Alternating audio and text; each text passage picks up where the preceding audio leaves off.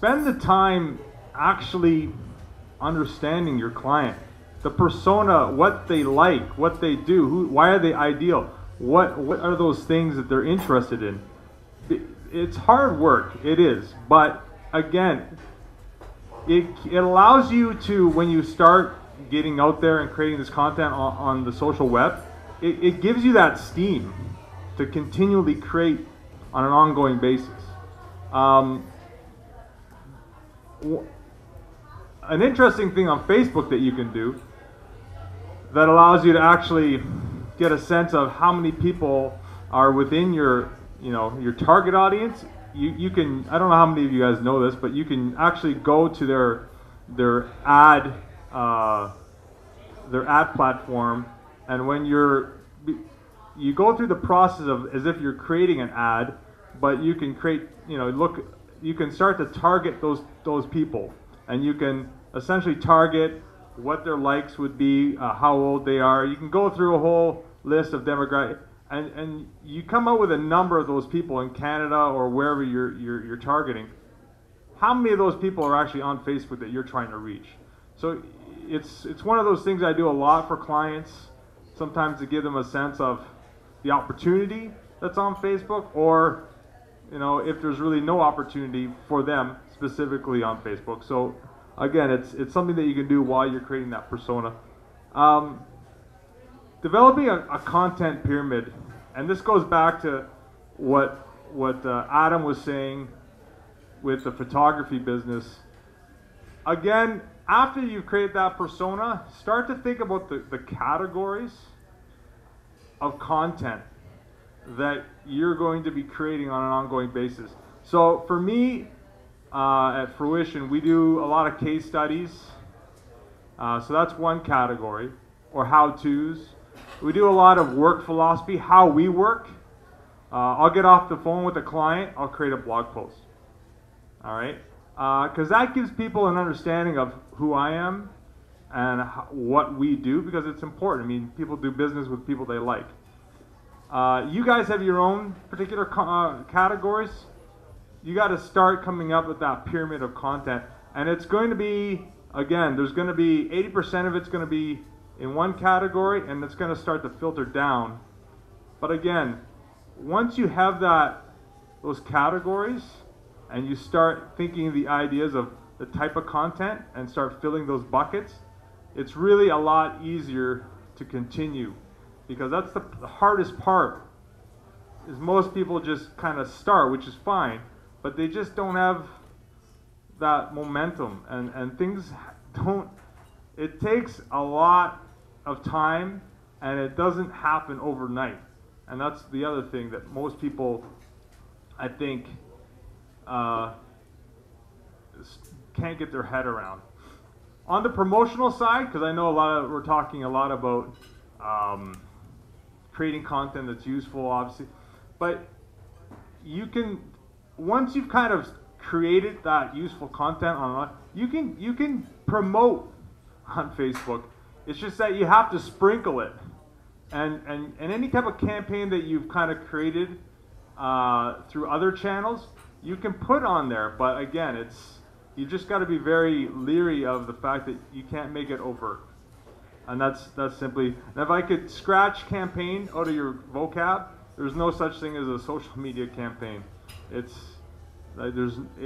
Campaigns are short-lived, and you have to make that commitment, and I'm sure most of you know. Did you have anything that you want to? Okay. Obviously, Adam is raring to go, so I'll pass it over. If you got something to keep going on, just say I have a pile of stuff. All right. Based on what Mitch was going on there, the one thing that I kind of wanted to come back to was about how you actually are setting up your website to go back and allow you to interact with those Facebook things. There's really two major widgets that Facebook gives you that you want to focus on in this case. The first of all is the one that he mentioned, is the like button. The like button is something that you want to attach to any content that you're posting on your website that is going to be of a style that is a singular little bit of information that can be shared. So this is something that you would post on, say, to a news article that you post, a picture that you post, a video that you post. Any individually compartmentalized piece of content is the kind of thing that you want a like button on. You want the like button there for a few reasons. First of all, it's incredibly low barrier to share. People know, once they've used these things a few times, that they can click a like button, it registers off to Facebook that they like this thing, and then they don't have to do anything. They don't have to interact with it. They don't have to turn around and write a message. They don't have to subscribe and enter their email address. It's incredibly low barrier. It's incredibly low friction, and that's why people like it, and that's why you should like it. It allows for people to share your stuff without them having to put more than 2 thoughts into it, and that's good for you. Now, the things, the like buttons you want to have, of course, on your individual articles and stuff like that. There's something else, and Facebook's terminology makes this very confusing, and I apologize for this, that they have, which is called a like box. The like box is something that allows you to take an existing Facebook page that you have and expose that back to your website. And they give you a whole bunch of options, but basically what it does is it grabs that like button that would appear on the top of your business's page on Facebook, and it allows you to put it on your website so that people can click it.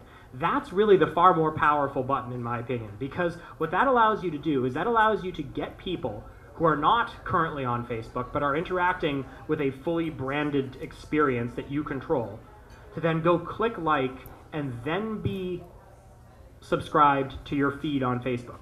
That's really important. That's really good for driving up the number of people that you actually communicate with in total on Facebook. Having that button on a front page of your website, having it in an obvious place where people can get to it, that's important. That's way more important to me than just having one of those little social media icons up in the upper right-hand corner so people can go find it. Right? Take all the steps out for them. Let them click one button, and boom, they're in, they like it, they're good to go. So unfortunately, those have incredibly similar descriptions, but they are 2 very different things. The actual like button, again, is what people are using to share individual pieces of content. The like box is something that you're using to drive subscriptions to your overall Facebook page. Now, there's all sorts of other options that you have in terms of sharing, and just anecdotally, in my experience, they do matter quite a bit in terms of how much of a barrier you put in front of someone.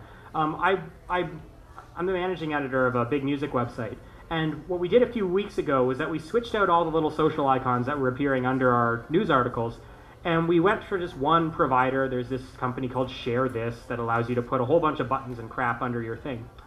But what that did was that meant when you clicked on the little Facebook share, it popped up a little window that said, okay, you can share this on Facebook. Do you just want to share it, or do you want to write a little message and share it? Earlier than that, we just had the like button. You just clicked it and you liked it, and that was it. When we just had the like button, usage of that feature was way up. When we introduced that tiny barrier where you had to click a second time, usage went down.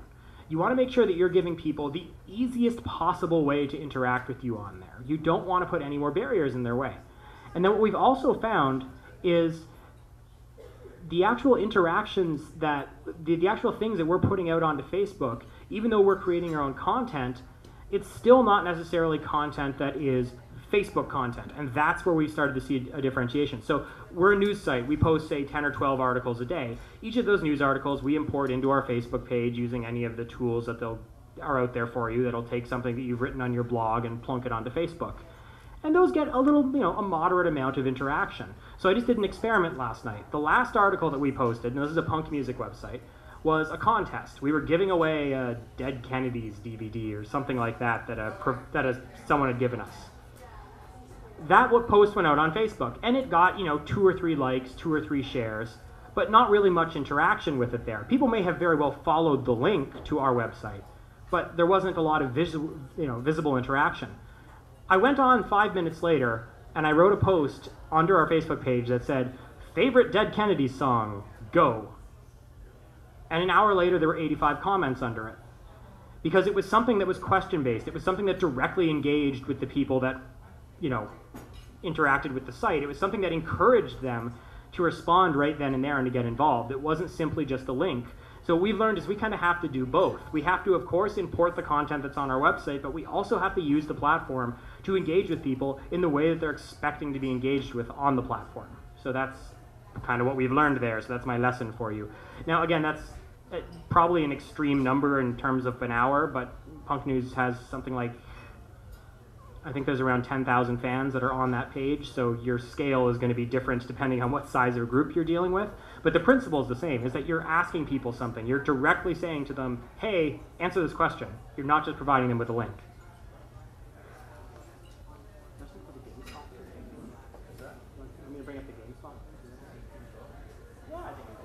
Okay.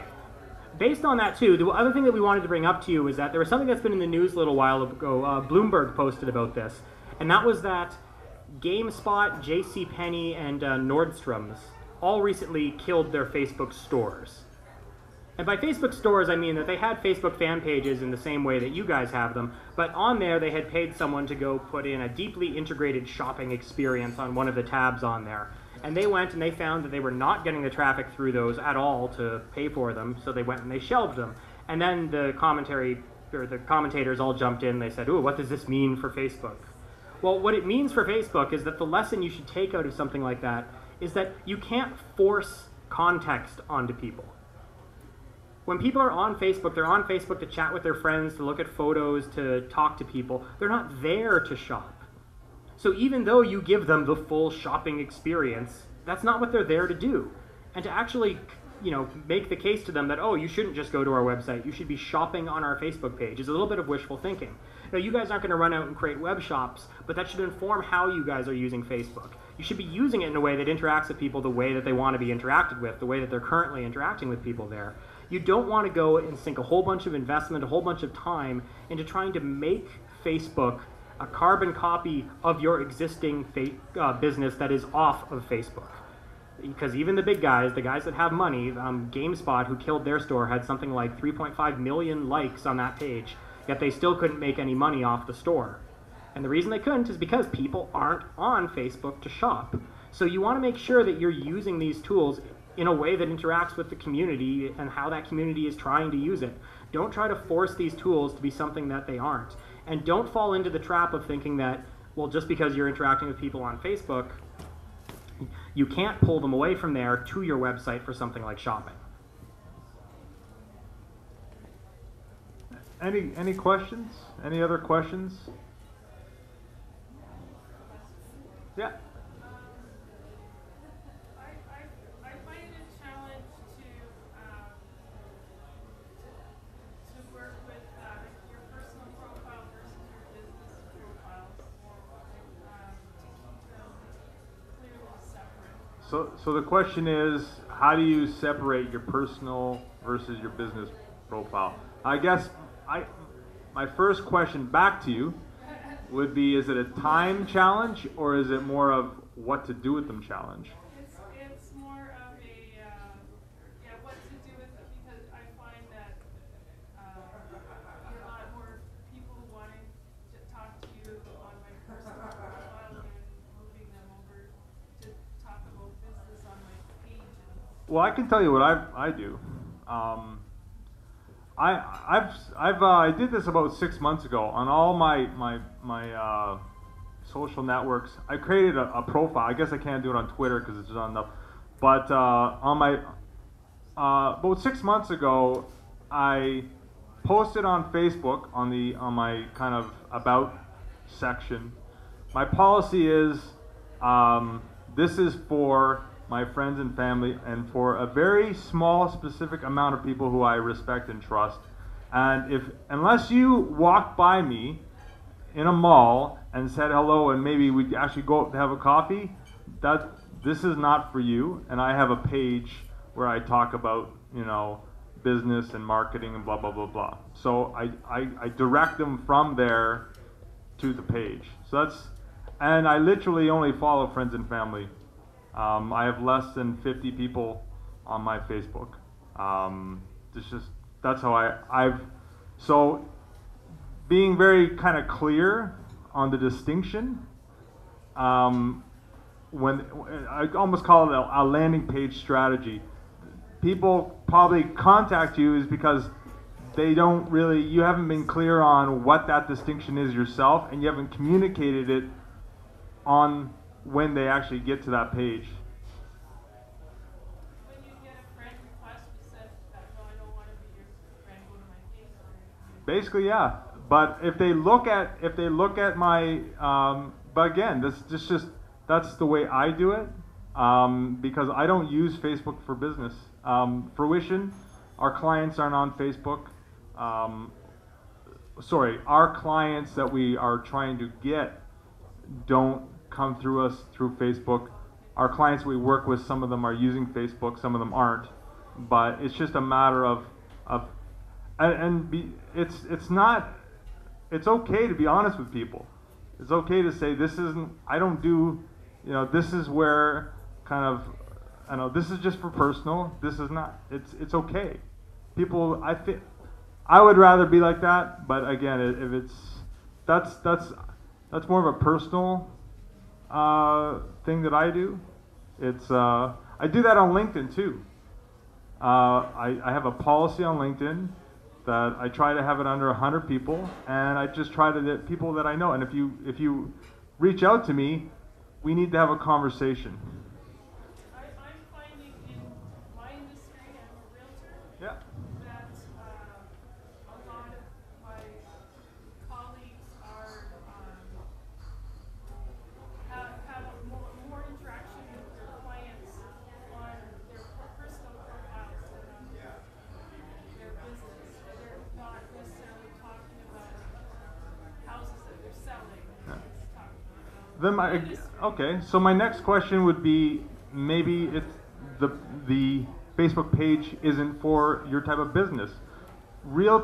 Being a realtor is a very personal business. It's more about relationships in terms of just knowing each other and people working with people they like. Maybe it's just about just having one or the other. You have to experiment. Yeah. Yeah, it is a challenge, but I don't know if those are helpful, but yeah.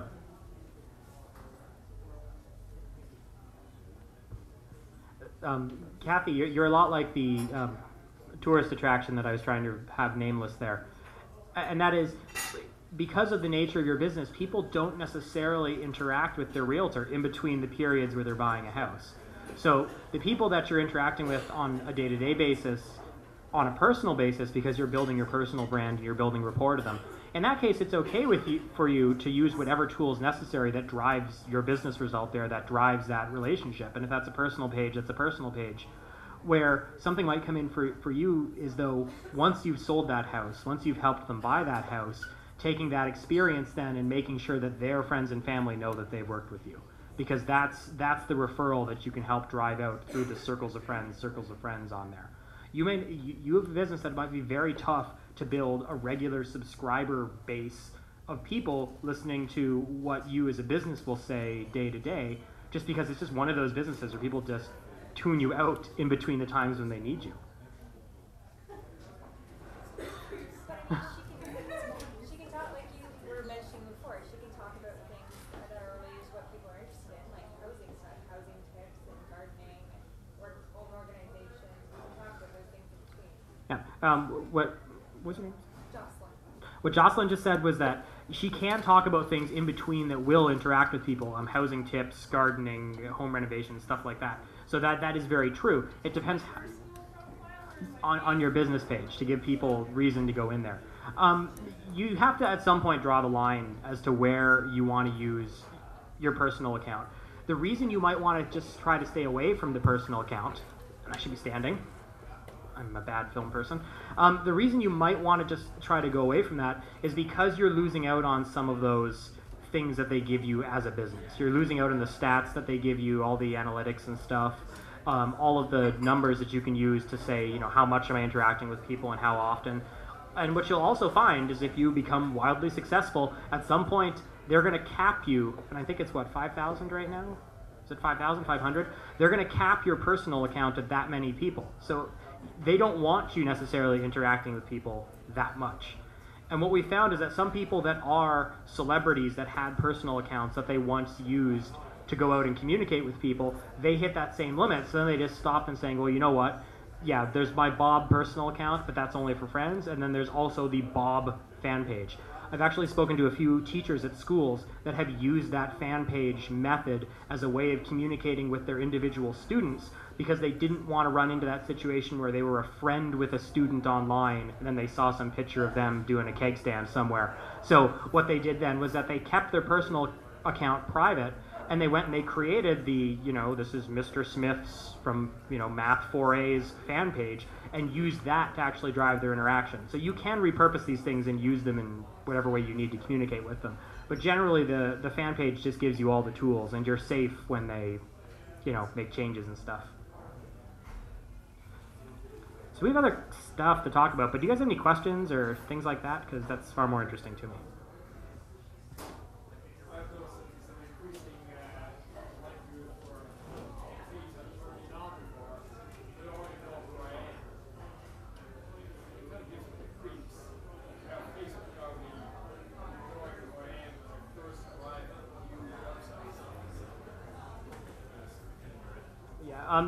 We were speaking to the fact that you arrive on a new website and it already has, knows who you are, knows how your friends have interacted with it and all that kind of thing.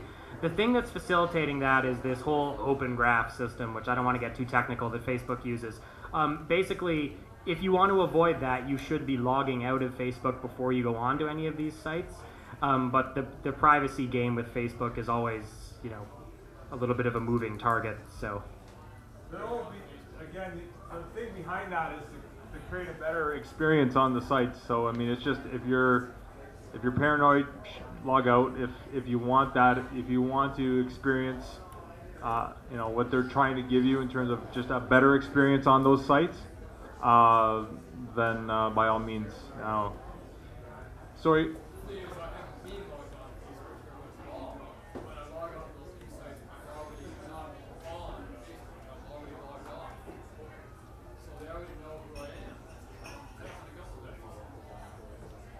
Yeah, let's talk about that offline. I think I know what the reason is. But okay. In terms of the pages that you've seen in Niagara, who's really got it right? Who's got a good page? Well, I'm gonna be completely honest with you. Most of my business is in Toronto. Adam, do you have any beyond the ones that you've talked about already?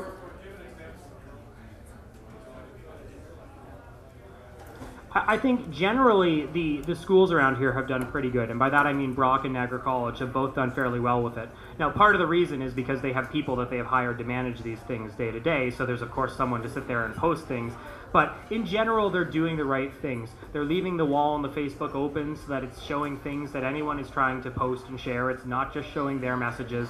They're interchanging between posting links to longer form things that are on their blogs, and shorter form little kind of, it's a wonderful weekend, what are you guys doing, kind of quip stuff that they're posting on there. And they're keeping the tone on it fairly informal. The people that tend to be doing it well around here, wedding photographers, of course, and I mean by that I mean their whole industry. They're all over it. They're all really good at it. They're all good at getting out there and being personal. Part of this is because they're small businesses and they're used to having to interact with people on that level anyways. So you'll see a lot of photographers are getting out there and doing stuff with it. I think a lot of smaller restaurants, the wineries, a lot of them are doing it. I'm just trying to come up with any other than the one that I mentioned that I've seen doing things well. Robin and Janice probably have a whole list of examples they can give you on that too.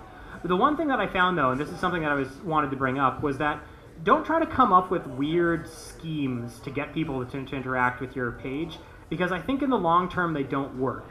And by this I mean, and I'm not standing again, by this I mean, I just had some friends that implored me to go out and do this laundry list of stuff for their wedding, where they were in some competition with other people, where they would potentially win a $10,000 wedding if you had to go and like this page and then become friends with this photographer person and then join this photographer group and then post this here and this here and this here and do all kinds of stuff like that. Now, their intent, of course, is that they want to drive up the number of people that have liked their page. But I don't have any emotional connection to any of those companies, and as soon as they become annoying, I'm going to unfriend them or get rid of them or unjoin their group or unlike their page or whatever I have to do to make them go away. I think people are savvy enough using these things that your whole marketing scheme, your whole strategy in terms of Facebook shouldn't have come up with some bizarre scheme to trick people into getting in and liking it. You should be thinking about creating content that people genuinely want to interact with. And that is really the challenge for you. Don't come up with, what kind of, carrot can we hold behind making someone like the page, because that's always short-term stuff. I work with a lot of bands, and bands do this all the time. They say, oh, you want to hear our new song? Go like the page. And then they hide the song behind the like button. It might work to get someone to go on there and like it, but it's not actually gaining you anything. It's not building interaction. It's not building rapport. It's not endearing you with the people that have to do this. It's mostly just annoying. So try not to go down that path, because I don't think it's a very fruitful path unless you get them in the door and then immediately wow them with something. But you better be, ready to immediately wow those people once they start interacting with you cold like that. I've seen people recently use lottery tickets. I don't see this, but they'll take a photo of a large, it's $50 million. If you like my page, if we win, we'll share the winnings with you. You need to be careful of that sort of stuff too, because obviously third-party contesting applications need to be used. It's just, I've seen it 3 times in the last 2 weeks. Yeah, there are definitely things that are in Facebook's policy, probably where you start to cross the line when you do stuff like that too. It's best not to try to figure out how you can skirt around the rules, because they can just change the rules. It's not a government. They can do whatever they want. So. I had this week, I accepted a friend request from another business owner, and then they said they posted right back on my wall. Thanks for liking one of our newest friends. Please come and like my page. I wasn't sure how I felt about that. I did like his page, but that means they just put it right out there. No, but really, look. What Kathy just said, for those that didn't hear it, Kathy just said, don't do weird, creepy, automated things because it makes you look like a doofus.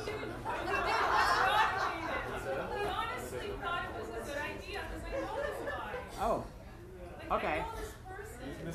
Okay. No, I just thought it was kind of poor etiquette myself, but I knew him, so I just thought, okay. Yeah, you don't take off your person hat when you're using these things. If you're doing something that kind of stinks of being sort of salesy, then people are going to know that it's salesy.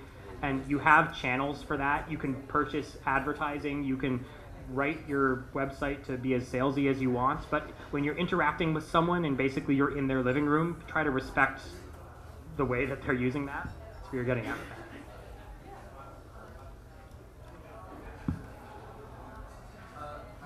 A number of corporations have jumped on the bandwagon of Facebook, kind of losing, I guess, the idea that you guys are involved in the website. What I see as a concern is Facebook can change the way that they deliver your content anytime. They can change the way that they present things anytime. Can you talk a little bit about the differentiation of how you present content with your own website compared to presenting your content on Facebook? Sure. The question was that how do you present your content using your own website versus how you present it on Facebook, given that Facebook can change the rules and the ways that they present things at any given time. Really, I think, I have a feeling that Mitch is going to have the same answer as me on this, is that you always want to make sure that the brunt of your content, the good stuff, is on your website and you're linking off to it there. Once you do that, once you make sure that that content is somewhere where you control and you own, then everything else is just sharing that link for the most part, maybe with a little bit of accompanying text. And you're not relying too much on the particularities of any of the given platforms. That way, that plays back into what he was saying about MySpace, where if Facebook, goes out tomorrow and something else becomes the next big one, it doesn't really matter. This isn't so much about Facebook, it's about interacting with people in the way that they like to interact online. So you shouldn't be too dependent on all the ins and outs of any of the given platforms. You should be able to control your own content elsewhere and then go and use these platforms to share it. And I'll speak a little bit to that. Obviously, keep it extremely short and to the point always. I mean, my background's in copywriting. I mean, we can get into copy structure, but that's for another meeting. But the reality is, people are used to being more informal because of social media. So speak, that whole corporate speak, that whole PR speak is out the window. I mean, you have to really just be a human and actually talk with almost, I'd say, a bit of slang in some sense, unless you're like a lawyer, but even like show your friendly side. So it's got to be short, simple. I mean, I never recommend putting anything more than 400 or 500 words per landing page per page. I'm very, like, there's things that I follow, but informal is always better. Yeah, absolutely. And one other thing I'm a big advocate, like Adam, the whole icons on, like, to click off your page to go to a social network. I'm a big advocate of not getting people to go away from your site and having people come to your site. So that's, I mean, I know that doesn't answer your question specifically, but We're a design media company. Our primary client is Disney. So what we've seen. So you should be up here. What I see as a trend with them and some of the other major companies is, in their attempt to be more human companies, they're pointing everyone at Facebook, which I see as a flaw. Absolutely. And that's what, and that would be the fear that a lot of other small companies, I would be afraid, would try to follow that same trend. And that's what I was kind of hoping to see you speak at, is that at the end of the day, they control their messaging through their own stuff. Did I say that? Yeah. I wasn't sure. Anyways, I'm getting like I'm getting the eyes from Janice. So thank you, Mitch and Adam. I just want to release everybody from their seats, and you guys were absolutely fantastic. For anybody who was having a little bit of difficulty hearing, maybe down at that back part of the room, we are going to be posting a video of the event on the SMC Niagara website. on Facebook, but you gotta like it first. If you haven't liked our Facebook page, then you just leave. Anyway, so now we're just going to please mix and mingle. Adam and Mitch will be staying around, right, Mitch? If you have any other questions, and we just love people to share their experiences and ideas so we can all learn from each other. So thank you for coming. Stay tuned for the email letting you know where our next meeting is going to be. And I think that we may be having to shift from here to another permanent home. So we'll let you know that over the next month or so as well. Thank you, and thank you again, Adam. Thank you to the beach for having us here tonight. We really appreciate it.